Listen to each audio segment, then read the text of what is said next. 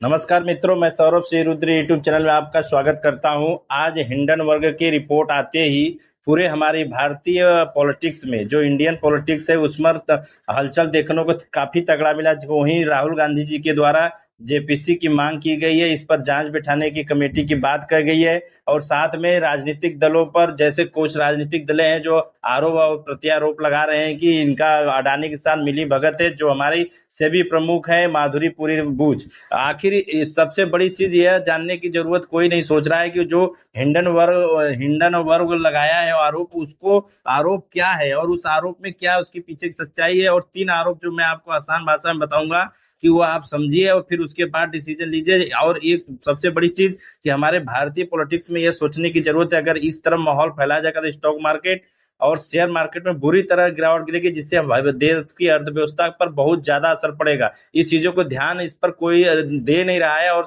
बाकी अपनी राजनीति चमकाने के लिए सभी पीछे अपने पड़े हुए हैं। लेकिन मैं आपको ये जरूर बताऊंगा कि इसमें इनके आरोप क्या है। देखिए, इनके जो आरोप लगाए गए हैं हिंडनबर्ग के द्वारा, उसके माधुरी पुरी बुच के ऊपर, तो वह आरोप कब कब का है और कैसे है, इसको समझने की सबसे बड़ी जरूरत है। बड़ी आसान भाषा में समझाऊंगा, सिर्फ चैनल को लाइक कमेंट और सब्सक्राइब करके एक प्यारा सा कमेंट कर दीजिएगा। चलिए मैं आपको पहले इनको आरोप को समझाता हूँ। देखिए ये क्या किए थे। पहले ये दोनों पति पत्नी सिंगापुर में रहते थे। सिंगापुर में अपने एज ए टीचिंग लाइन पे अपनी वहां पर उनके पति जॉब करते थे और साथ में यह अपने स्टॉक मार्केट और शेयर मार्केट के वो बहुत ही ऊंचे पद पर वहां कार्य करती थी माधुरी पुरी बुच द्वारा। तो वहां उन्होंने क्या किया था कि उन्होंने ये आरोप लगा रहे कि जो अडानी, जो हिंडनबर्ग का आरोप नंबर 1 ये है कि अडानी ग्रुप में इन्होंने $10 मिलियन अपना लगाया था इनमें, इनके फंड में। देखिए अडानी ग्रुप में नहीं लगाया था, अडानी ग्रुप के फंड में लगाए थे। इनके क्या होता है दोस्तों, इसको समझने के लिए थोड़ा सा और पीछे आइए। जैसे पूरे वर्ल्ड में देखेंगे तो कुछ ऐसे कंट्री है जहां पर टैक्स हेवंस कंट्री बोले जाते हैं।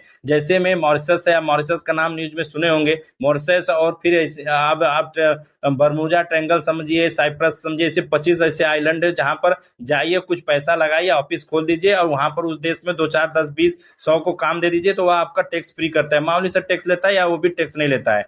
तो इस तरह से जो अडानी ग्रुप है वो मॉरिशस में कंपनी खोला और कंपनी खोलने के बाद वो बरमूडा ट्रायंगल में भी खोला कंपनी। तो उस जो बरमूडा ट्रायंगल में कंपनी खोला उसमें यह माधुरी बुच 2014-15 की बात है, उस टाइम में इन्होंने उसमें पैसा लगाया था। 2017 में यह जो हमारी सेबी प्रमुख बनी थी उसमें लगाया था उन्होंने, तो $10 मिलियन लगाया था। तो उस इनका आरोप यह है कि अगर इसमें आपने पैसा लगाया था तो उस पैसे को जो अडानी ग्रुप था वो क्या किया कि एक तरीके से, बड़ी चालाकी से उन्होंने टैक्स बचाने की तरीका इनका होता है दोस्तों। जैसे इंडिया में क्या होता है ना, इंडिया के कुछ रूल ऐसे, सरकारी रूल आप देखे होंगे आसपास, सरकारी रूल ऐसे होते हैं कि वो फॉलो आप नहीं करोगे, साइड से पीछे से फॉलो करके आदमी चोरी या कुछ भी कर सकता है। उसी प्रकार अडानी ग्रुप भी बहुत चालाक है। जो क्या करता है, अगर मान लो कोई सामान अगर डायरेक्ट इंडिया में चाइना से खरीदा है तो 20 रुपया में खरीदा जाएगा, तो वह यहाँ से न खरीद कर चाइना से सीधे मॉरिशस खरीदता है 120 रुपया में, और उसी 120 को अपना 20 रुपया निकाल कर 100 रुपया क्या करता है सीधे स्टॉक मार्केट, यानी इंडिया में अपना टैक्स बचाने के लिए यह अडानी ग्रुप के द्वारा यह सबसे बड़ी चालाकी की जाती है। और इंडिया में एक चीज रूल है कि अगर आप डायरेक्ट, अगर आप शेयर मार्केट और स्टॉक मार्केट में पैसा लगाना चाहते हो तो विदेश जाके बिना टैक्स का पैसा लगाते हो, तो वही अडानी ग्रुप करता है। जो सामान 20 रुपया में इंडिया में लाने वाली चीज उसको न लाकर और सीधे 100 रुपया 120 रुपया घुमाकर उसी की कंपनी जो मॉरिशस है वहां से उठाकर 100 रुपया सीधे लगा दिया गया इंडिया शेयर मार्केट में। तो ये उसका आरोप हिंडनबर्ग का यह है कि देखिए जब उसमें आप लिप्त हैं तो आप उसकी जांच कैसे कर सकती है। और आरोप नंबर दूसरा यह लगा रहा है कि जो सिंगापुर में इनकी एक कंपनी अगोरा कंपनी करके है वो प्राइवेट लिमिटेड, उसमें यह 100% शेयर थी। देखिए ये 2017 में बनी है, 14 के बाद 15 के बाद जो भी किए हो, 14 में बताया जा रहा है 2014 में इन्होंने 100% शेयर था अपने पति के नाम पर, इन्हें ट्रांसफर करके सेबी के सभी रूलों को फॉलो करके तब इन्होंने ज्वाइन किया था सेबी प्रमुख का। तो ये आरोप निराधार है और इसमें कोई तथ्य नहीं मिलता है। और दूसरे आरोप यह लगाया है कि जब ये सेबी प्रमुख बनी तो इनके जो पति हैं